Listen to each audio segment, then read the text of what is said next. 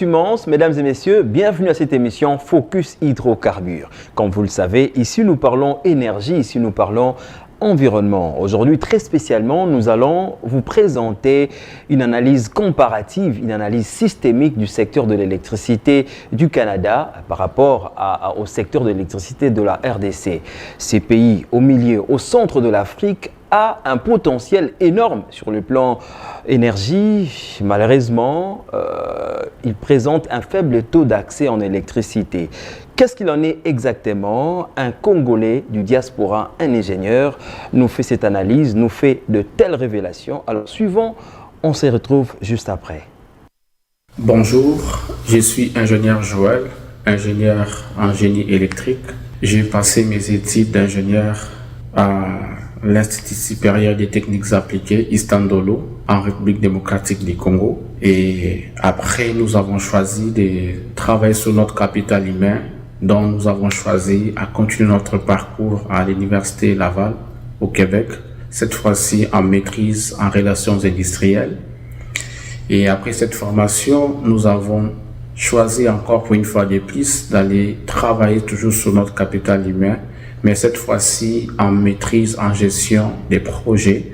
Et au même moment, nous sommes en train de combiner cette formation avec le bac, avec un bac en administration acheminement général à l'Université de Québec à Rimouski, au campus de Lévis. Ingénieur Joël marié, fondateur de l'entreprise Simelec, la société d'installation et de maintenance électrique évoluant dans les secteurs d'électricité. Aujourd'hui, comme nous le savons tous, on ne peut jamais parler de développement sans pourtant parler de l'énergie électrique. Parce que les lots partout dans le monde entier, ceux qui ont un posa, bambo cannabis, soit macambunio, ceux qui ont des liboso, tu as un premier secteur au photo Simba, et ça d'abord secteur il y a l'électricité. Alors aujourd'hui, ce qui nous a plus souligné, ce qui nous dérange plus, c'est par rapport au potentiel au cannabis la République démocratique du Congo, que nous avons vraiment un potentiel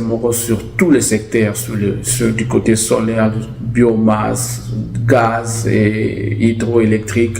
Nous avons tellement de potentiel, mais sauf que le cannabis est en courant.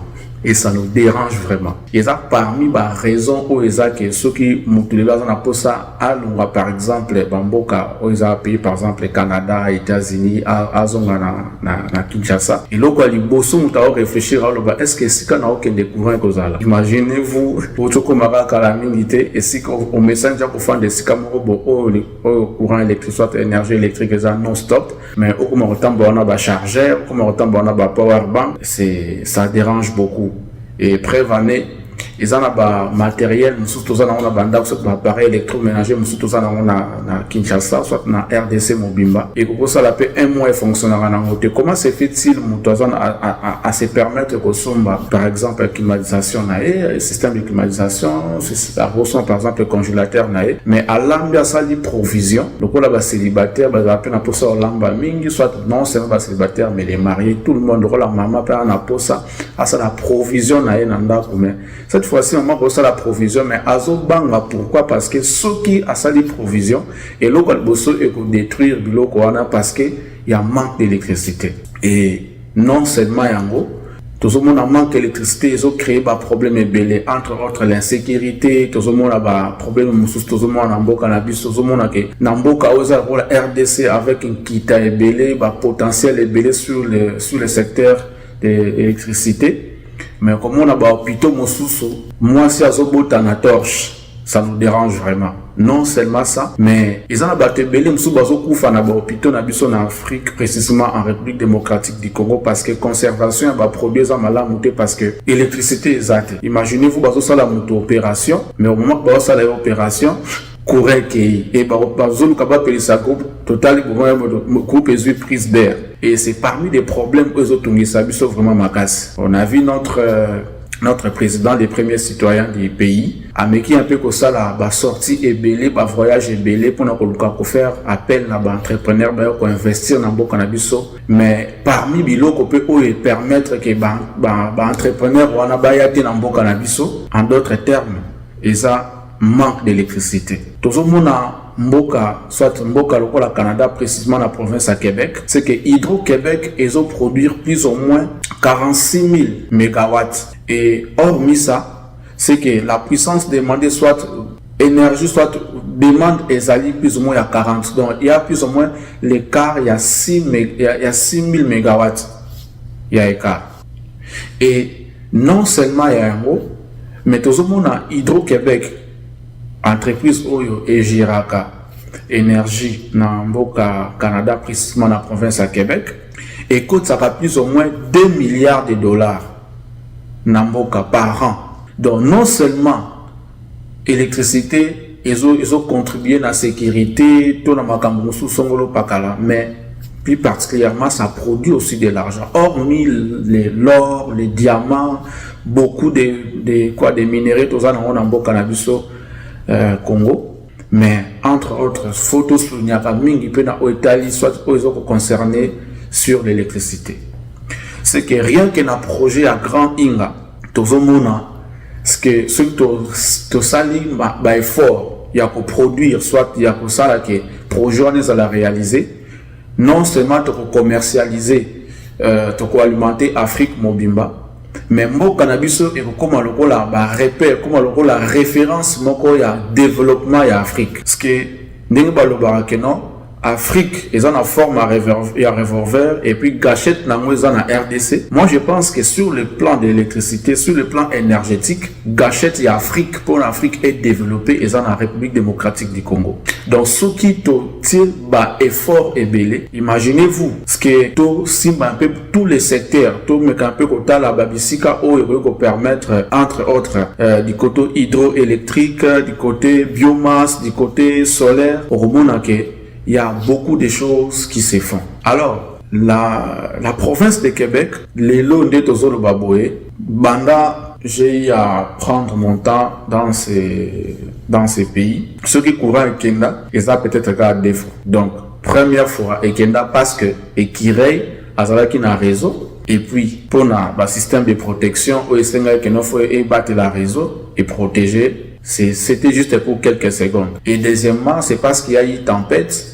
Et à cause de la tempête, et ça là que pylône mais à un bref délai, on a pu remédier la situation. Notre plus grand problème est à loger premièrement.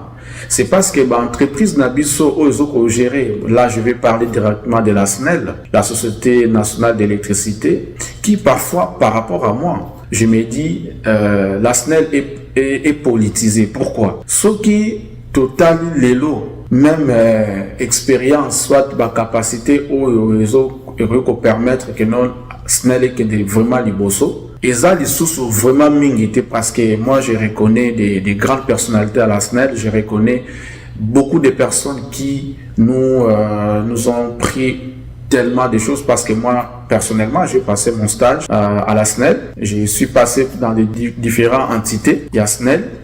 Mais notre passage, on a remarqué à un certain moment qu'il y a beaucoup de négligence. Or, ce qui les lots, un peu qu'on travaille sur Yango, ça va permettre à ce que Makambo kende un peu liboso. Ce qui est côté à production, il y a déjà tout un déficit, il y a ma casse tellement.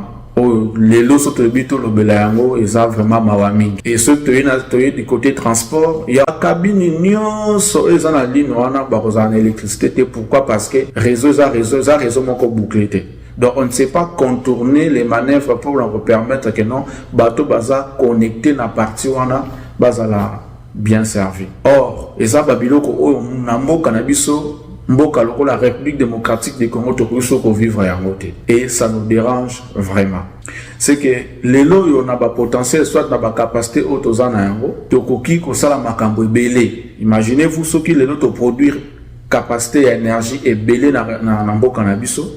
Et qu'on permettre que l'entreprise a miné ne pas de siège na bango soit côté bisika na bango production na mboka na biso. Et aussi longtemps que l'entreprise wana ils ont eu à s'installer na mboka na biso, premièrement ils ont créé misala et belé et deuxièmement ils ont tombé la paix économie ya mboka na biso.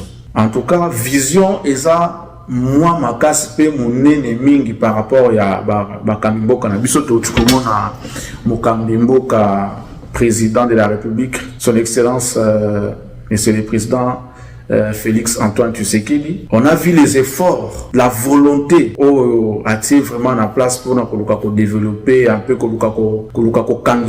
avec tout ce qui s'est passé. Mais il y a un sérieux problème. Moi, je pense que parmi les secteurs où ils ont vraiment un secteur phare, il y a aussi un cannabis pour que les entrepreneurs en haut, il y a un secteur électricité. Tout le monde a un partenariat où ils ont signé avec Bamboka Moussou la des temps autres pour un peu motiver soit qu'on travaille sur le projet Grand Inga, mais jusque là le projet Grand Inga est presque toujours à zéro. On a vu un peu les projets Kakobo là qui félicitations aux exécutants. Les autres monnaie que nos productions ils allaient déjà, mais jusque là exploitation ils ont presque à zéro. Or il y a des moyens soit des techniques dans lesquelles où on peut mettre en place pour nous permettre que la population environnante va sentir coût il y a électricité on a parce que tout produire n'a pas bien, mais ceux qui énergie on produire ils ont exploité ça nous sert presque à rien. Et ceux qui disent que tout exploité en haut dans une population où il y a environné on a par exemple les charges peut être charge d'exploitation il y a centrale il y a Kakobol, mais il y a des moyens ou soit des techniques dans lesquelles qu'on mettre en place pour nous permettre que la population au Bazawana, faible population au Missouriza vraiment moins mingité, tout nous un peu quoi alléger bango tâches, mais production et salement, distribution et salement, et puis énergie on est là plutôt au non se va produire on est là exploiter. Le lingue moko nding tout le monde bazo sala par-ci par-là, Mbujimai par-ci par-là. Le lingue bazo ba produire dans cette optique-là. Il y a énergie, soit centrale, il y a pour la production, il y a énergie électrique. Mais vision nabiso makas ezali, il y a ko changer mbo cannabiso. Personnellement moi, ma plus grande vision est de changer RDC comme ça un jardin des lumières. Jardin des lumières dans quel sens? C'est que je vais travailler et j'ai toujours travaillé dans le projet. Il y a Koluka qui est électricité dans le cannabis et comme non-stop. Le lingue moko en France, le lingue moko en Amérique, le lingue moko en Asie, par-ci par-là, bisikans toujours qu'il y a des Est-ce que ça nous fait quand même très bien? Au début que ceux qui est énergie électrique soit courant et ça stable, même qui monte mamabe et zappe moi moukier.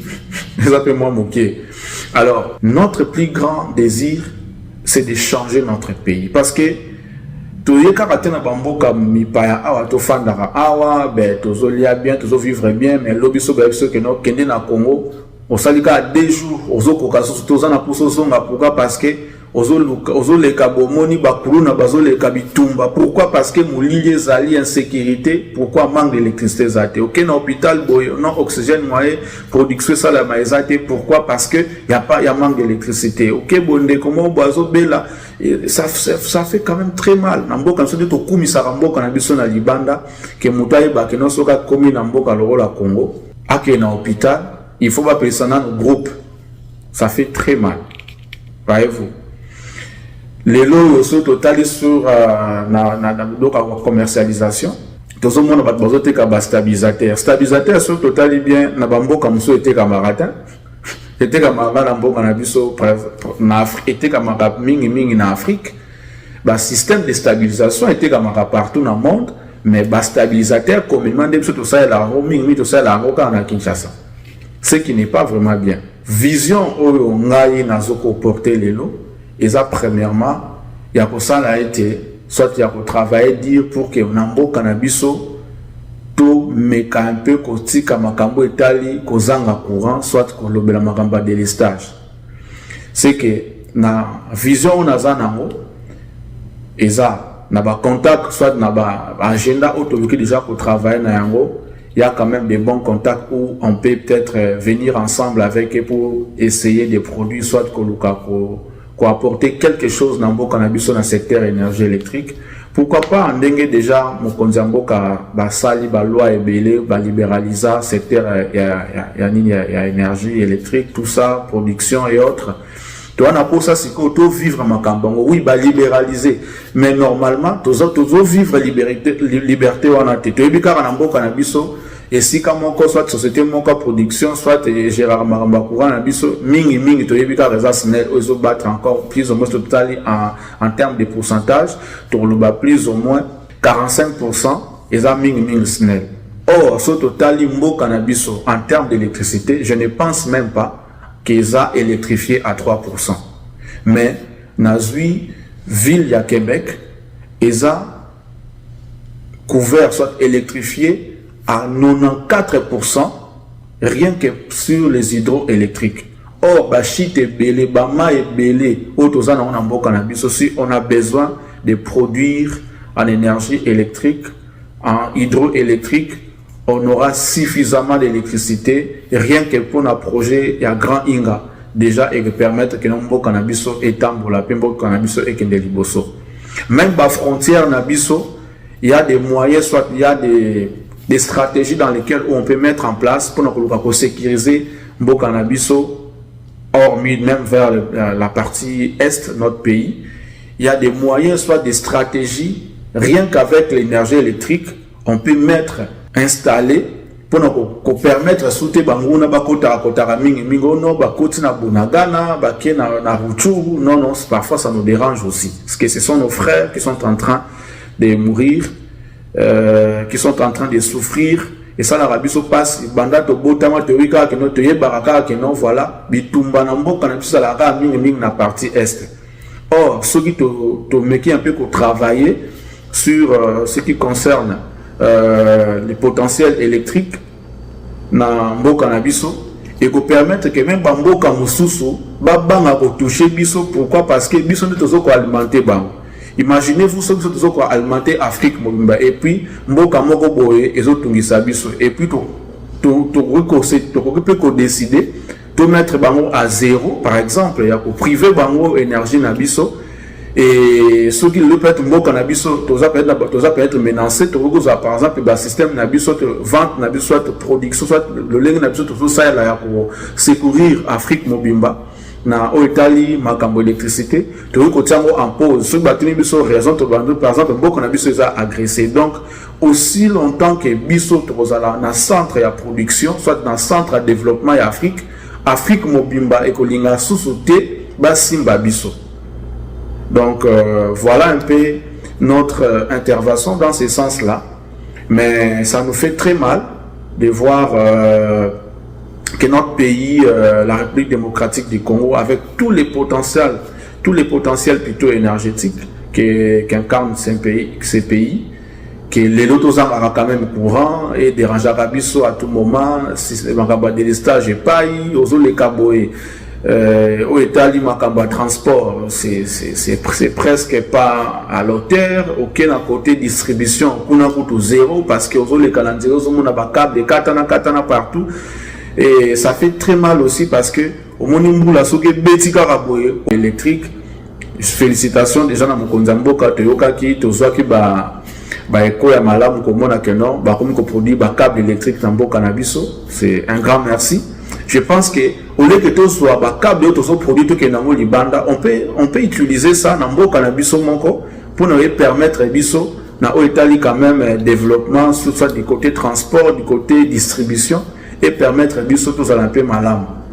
Et les logo zo bomasusu secteur na biso soit ba entreprise où ils ont géré production soit transport, distribution et énergie na biso. À un certain moment, moi je dois dire la vérité, il n'y a pas de sérieux. Pourquoi? Parce que trop de makambo ba délits na banda kwa bato. Au moins la cabine moko il y a toujours des délits, système la cabine na biso surchargée. On ne sait pas qui est qui et qui gère. Au moins bato mususu baza na formation à malamu te ou peut-être et single vraiment pour gérer, soit pour travailler dans le secteur en haut, mais ils sont en train quand même d'être là. Pourquoi? Parce qu'il y a une partie politique, c'est parce que tout ça.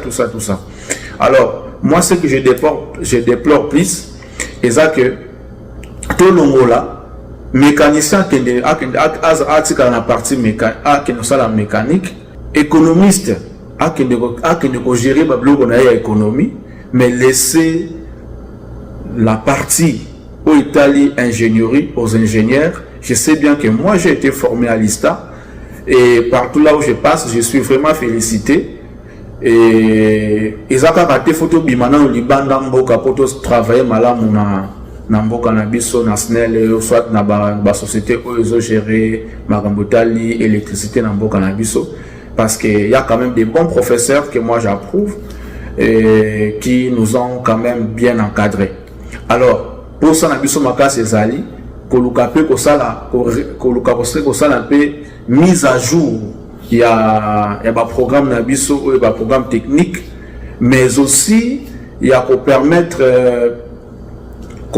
l'institution, par exemple, ISTA, pour équiper un moussou sous Makasi, pour permettre que nos formations, il y a des Konabiso, ou il y a Simanabiso, base de formation, comme Malam, ou peut m'accompagner ce temps-là, vraiment Malam.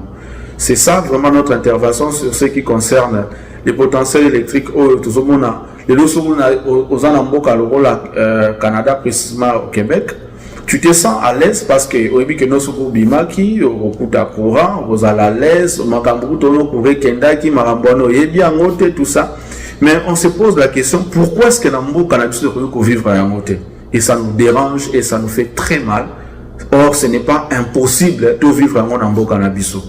Et nous qui marambo insécurité, ça nous fait vraiment très mal.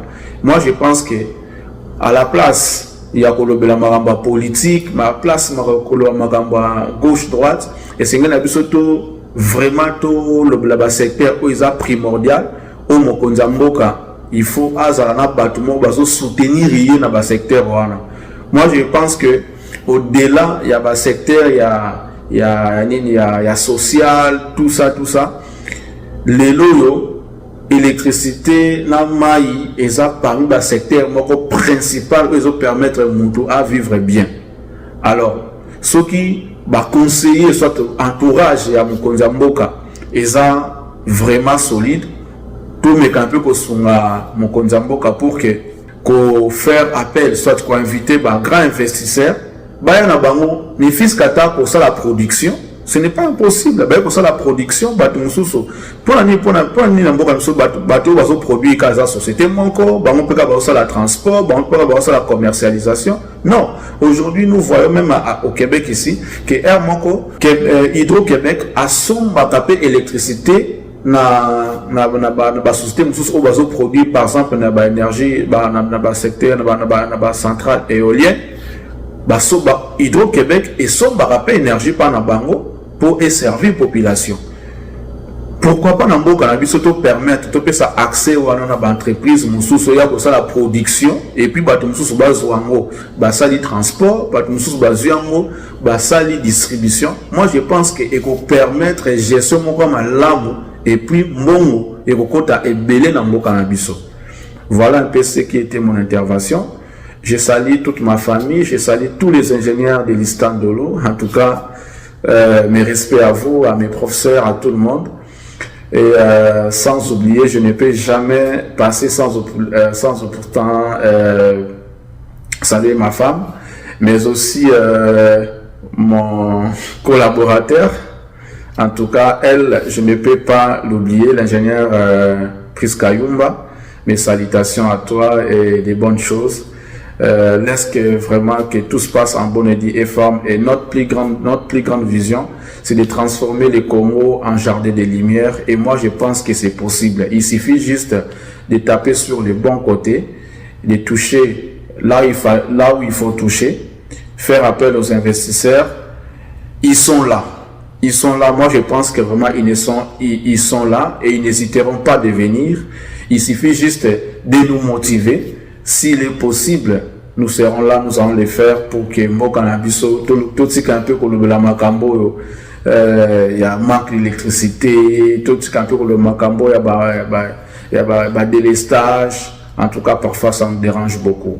Et c'est mon avis, ce que vous avez sous makasi, que bakonzi o bazoya, il y a sika auto qui ne calamité na maponami, projet phare, botala et liboso, et ça entre autres secteurs, il y a l'électricité. Parce que ça secteur où il y a ça qui est mbo cannabiso et qui est liboso. Surtout le beli transformation de matière, nous sommes tous en mbo cannabiso. Première transformation, pour ça la yango. Et sengeli ba usine ezala. Mais ba usine wana ko sala ndenge nini? Soki électricité ezate.